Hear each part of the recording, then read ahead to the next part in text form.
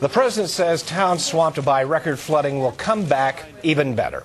As he toured Iowa today, he promised immediate help from the government. Floods have a pretty simple cause: too much rain, too short of time. But there's new interest in whether we are making things worse. All along the Mississippi River, people are asking, are floods our fault? Good question. Jason DeRusha found the answer isn't just about cities and pavement. And like dominoes, the levees are breaking. The images continue to shock: the worst Midwest floods in recent history. A wild river is actually it's a difficult thing to live with, in the same way that a wild animal or a wild ecosystem may be difficult to live with. Chris Paola is the director of the National Center for Earth Surface Dynamics. He works out of the University of Minnesota's St. Anthony Falls Laboratory. What's happening over here? Well, what we're really hoping to do is learn how to manage streams better. You'll be able to flood this? We'll be able to create floods.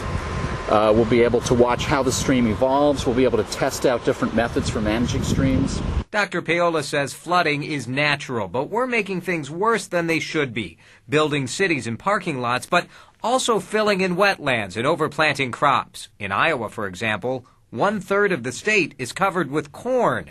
Not a great sponge for rain.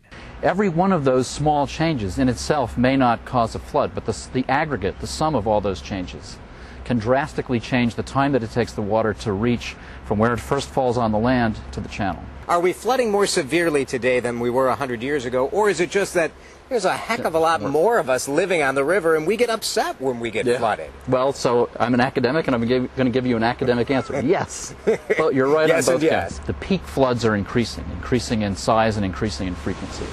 And that seems to be related to the fact that basically we've changed the land so that the water runs off the land more quickly and reaches the river faster. But we can't have the river shifting its boundary and ending up, covering all of these houses and the Guthrie and all of this. Yeah, exactly. But what we could do is maybe be a little more strategic in how we think about managing rivers. Dr. Paola said we need to let some less populated areas flood to avoid a mess like this. We could have floods that were a little bit less severe, that were a little bit more predictable. We can soften the impact. Jason tells us that most of the decisions that affect flooding are made at the local level. That concerns Dr. Paola because it makes sense for a city to build a levee or a farmer to plant more corn. So he wants to see more people taking a look at the entire system.